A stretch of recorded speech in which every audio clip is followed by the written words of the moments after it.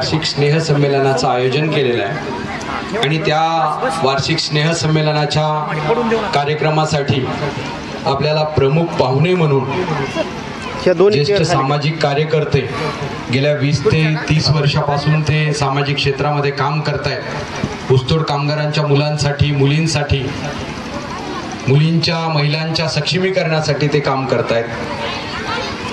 बालकांच्या हक्कासाठी ते काम करतायत, बाल कामगारांसाठी काम करतायत. असे आमचे मार्गदर्शक गिरीश सर आपल्याला या कार्यक्रमाचे प्रमुख पाहुणे म्हणून लाभलेले आहेत. सर्वप्रथम मातृभूमीमध्ये मी त्यांचं स्वागत करतो. त्याचबरोबर मनीषा स्वामी मॅडम ह्या देखील सामाजिक क्षेत्रामध्ये गेल्या 10 ते 15 वर्षापासून काम करतायत. त्यांचंही काम खूप मोठं आहे.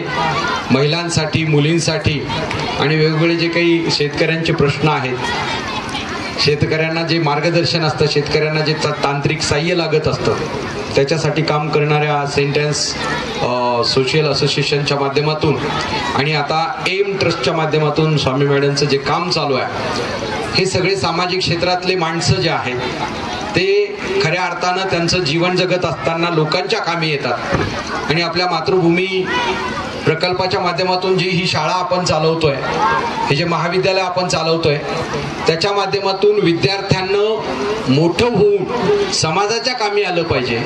कम to learn and go to सर्व हे आपल्या या प्रकल्पाच्या शाळेचं उद्दिष्ट आहे की मुलांनी शाळेमध्ये शिकण्यासाठी आलं पाहिजे, ज्ञानग्रहण करण्यासाठी आलं पाहिजे, ज्ञानग्रहण करून स्वतःच्या पायावर उभं राहिलं पाहिजे, स्वतः मोठं झालं पाहिजे आणि स्वतः मोठं झाल्यानंतर त्यांनी या समाजाचं जे देणं लागतं, या समाजाला जी परतफेड त्यांनी करायला पाहिजे, ती परतफेड त्यांनी मोठं होऊन केली पाहिजे.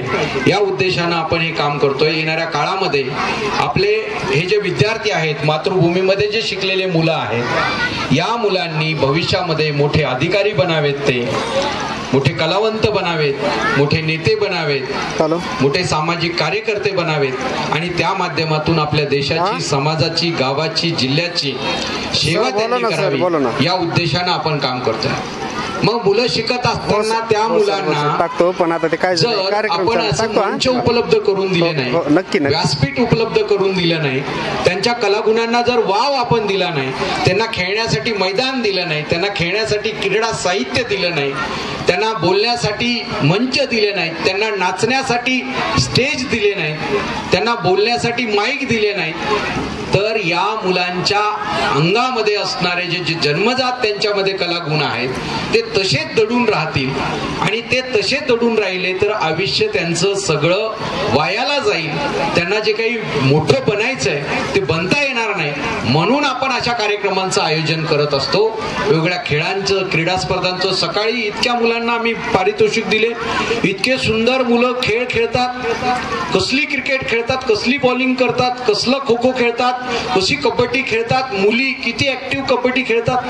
मग या मुलांना काय धावतात काही मुलं, पीटी उषाला एखाद्या वेळेला मागं पाडतील इतकं सुंदर धावणं काही मुलांचं असतं. त्यांच्याकडे बघून असं वाटतं की जर या मुलांना खऱ्या अर्थानं जर चांगलं वातावरण मिळालं, चांगलं मार्गदर्शन मिळालं तर त्या विद्यार्थ्यांना येणाऱ्या काळामध्ये जगत जेता बनता येईल, या भारताचं नेतृत्व करता येईल आणि जगामध्ये आपलं नाव मोठं करता येईल वेगवेगळ्या कलागुणांच्या माध्यमातून. आणि त्याच्यासाठी आपल्या या प्रकल्पामध्ये आपण असे कार्यक्रम आयोजित करत असतो.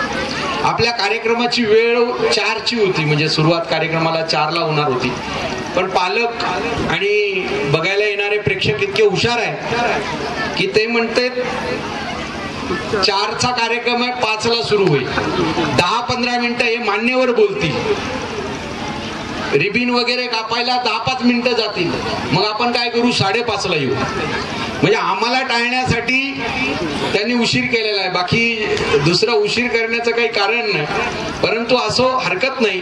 आज आपल्या या कार्यक्रमाच्या माध्यमातून आपल्या भारत देशाची जी संस्कृती आहे, मग वासुदेव असेल, गोंधळी असतील, तुमचे छत्रपती शिवरायांचे मावळे असतील किंवा अजून काही नाटकं असतील, तर अशा प्रकारचे वेगवेगळे कार्यक्रम या सांस्कृतिक सर्व धर्म सहिष्णुता असेल, ह्या सगळ्या गोष्टींचा अंतर्भाव या कार्यक्रमामध्ये आम्ही करण्याचा प्रयत्न केलेला आहे आणि आपल्या भारतीय संस्कृतीला कुठंतरी टिकवण्याचा प्रयत्न या सांस्कृतिक कार्यक्रमाच्या माध्यमातून आपला प्रकल्प आणि आपली ही शाळा करते आहे आणि मुलांना चांगली संधी देण्याचा प्रयत्न इथं करत आहोत. आपण औपचारिकरित्या आता गिरी सरांनी आम्ही रिबीन कापून या कार्यक्रमाचं औपचारिक उद्घाटन केलेलं आहे, पण प्रत्यक्ष आता आपण तो कार्यक्रम बघूनच या कार्यक्रमाला सुरुवात करू आणि त्याचं उद्घाटन करू.